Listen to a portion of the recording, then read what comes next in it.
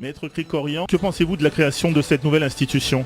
On ne peut pas empêcher une association de vouloir transformer ses statuts, éventuellement sa nature, de progresser vers la voie de la représentation notamment d'une communauté, à condition toutefois, dans une république laïque et indivisible comme l'est la France, de ne pas verser dans le communautarisme. Tout à l'heure je parlais de la loi du 29 janvier 2001 par laquelle la France reconnaît publiquement le génocide arménien en 1915.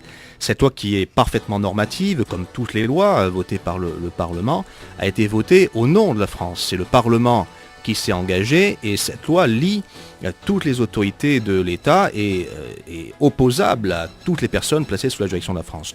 Donc je pense qu'il faudra trouver un subtil équilibre entre la représentation légitime d'une communauté, puisque la communauté arménienne a parfaitement sa place au sein de la République française, et d'un autre côté, avec la nécessité de participer pleinement aux institutions de la République, en se rappelant que nous sommes aussi français.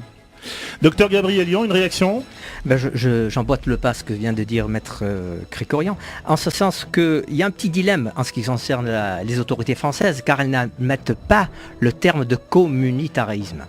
Or, il faut quand même bien que nous allions de l'avant et que nous ne laissions pas, entre guillemets, phagocyter par les événements. Deuxièmement, il faut dire ce qui est, c'est de l'autre côté de la barrière, la communauté turque est en train de s'organiser. Et je pense qu'il est indispensable de ne pas baisser la garde, car croyez-moi, derrière cette communauté turque, il y a des autorités turques qui ne tarissent pas sur le plan financier. Bernard Athémian ?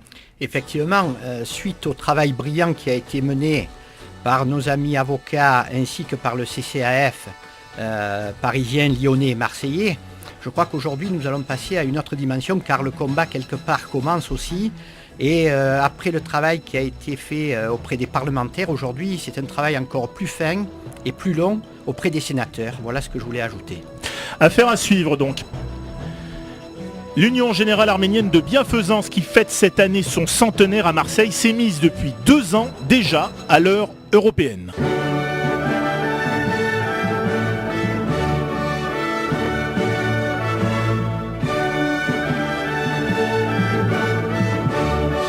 Deux ans après son lancement, l'Union Générale Arménienne de Bienfaisance Europe fait un premier bilan, coordonner et développer les activités pan-européennes de l'UGAB face aux nouveaux enjeux économiques, politiques, sociaux et culturels. Il s'agissait aussi pour Alexis Govsian, le président de l'UGAB Europe, d'influer sur les politiques publiques afin de renforcer le positionnement de la République d'Arménie et de la République du Haut-Karabakh. Saad Karalekian, président de l'UGAB Marseille, quelle réaction ça vous inspire, cette UGAB Europe 2 ans après son lancement ? Est-ce que c'est important que l'UGAB continue à renforcer sa présence en Europe, dans les pays comme la Pologne, la Roumanie ? Bien sûr, c'est tout à fait logique et c'est, je dirais, dans l'air du temps. L'Europe se construit. C'est une chance, par exemple, pour la France d'être dans l'Europe et c'est une chance pour l'UGAB aujourd'hui d'avoir l'UGAB Europe. Et Alexis Govsian, il y a 2 ans, est devenu le premier président de l'UGAB Europe et j'ai eu la chance, juste au même moment, de devenir le président de l'UGAB Marseille. Et l'UGAB à Marseille a 100 ans cette année. Nous allons avoir beaucoup de festivités pour ça, notamment le dernier week-end du mois de juin. Et disons que Marseille devient une région européenne et Marseille a été la première région UGAB qui a été fondée en 1910. Et c'est donc une commémoration très très importante pour l'UGAB en général.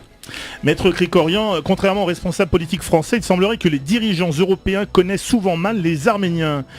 Selon vous, l'UGAB Europe a un rôle important à jouer ? Certainement. Vous savez que la problématique du génocide arménien n'est pas une question franco-française, mais initialement plutôt européenne, communautaire, puisque quand le Parlement européen, le 18 juin 1987, a reconnu la réalité historique du génocide arménien, il a intégré cette problématique dans le champ d'application du droit communautaire, dans le champ d'activité de l'Union européenne. Donc, sous l'angle notamment juridique, cette question doit être traitée et politiquement et juridiquement. Bien évidemment, je pense qu'une institution, une association comme l'UGAB Europe aura et devra jouer un rôle important pour que, au sein notamment de l'Union européenne, cette question soit davantage connue, maîtrisée et reconnue. Bernard Athémian, c'est important de mettre l'accent sur la conservation et la valorisation du patrimoine arménien en Europe ? Absolument. On doit dire que l'UGAB est la seule association arménienne mondiale dont le siège est à New York.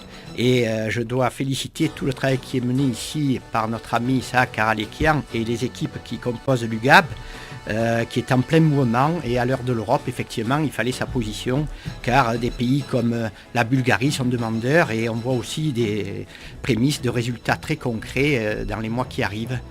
Docteur Gabrielian, l'UGAB Europe, c'est aussi une façon de renforcer les liens avec la République d'Arménie pour les nouvelles générations ? Je pense que, premièrement, l'UGAB est une association, une organisation de bienfaisance mondialement connue, grâce à Boros Noubar-Pacha, qui est le père fondateur de cette association, et son rayonnement va au-delà du communautarisme arménien.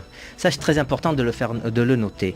Non seulement en France, mais extrêmement répandu et très connu aux États-Unis. Et maintenant, cette action européenne va, dans le sens de l'histoire. Comme le souligne Flora Akobian dans les colonnes des Nouvelles d'Arménie Magazine, en 2008, l'UGAB Europe avait organisé au sein du Parlement européen de Bruxelles une conférence sur le patrimoine culturel arménien en Turquie afin de démontrer que ce qui reste du patrimoine arménien est en danger et que ce patrimoine présente justement un intérêt majeur pour l'Europe.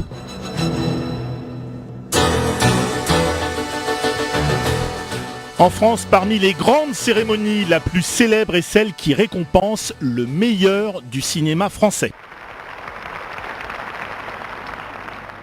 Ce soir, pour la première année, on va remettre les récompenses du cinéma français, les Césars. Comme il se doit, je déclare la cérémonie ouverte.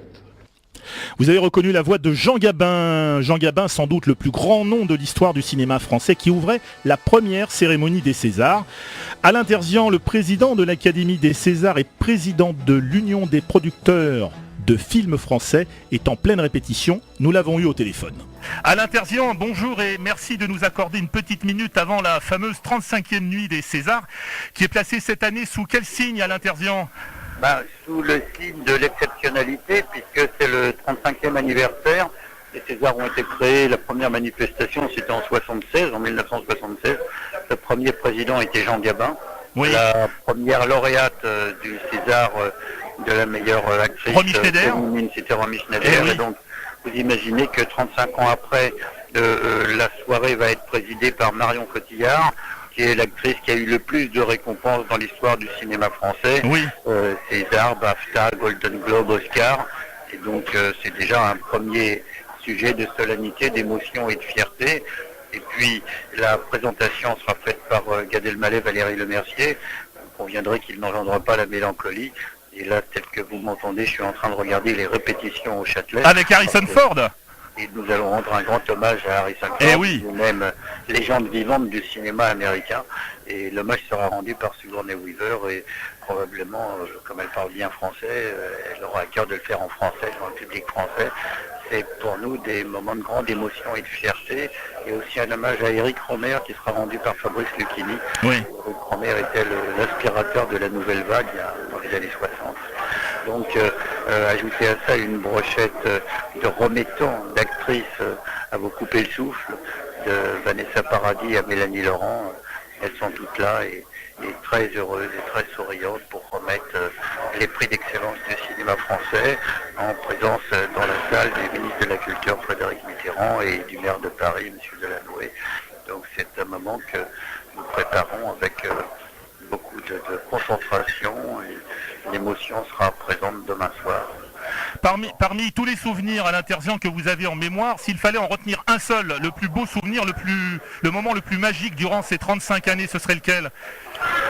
Écoutez, j'en ai beaucoup, pour être honnête avec vous, mais Amy Girardot, par exemple, qui a été pendant 10 ans la plus grande actrice française, quand elle a reçu son César et qu'elle est montée en larmes, qu'elle a dit « Je suis donc encore bien vivante », parce qu'elle avait arrêté de tourner pendant quelques années. Oui. La toile debout lui a fait une ovation sublime.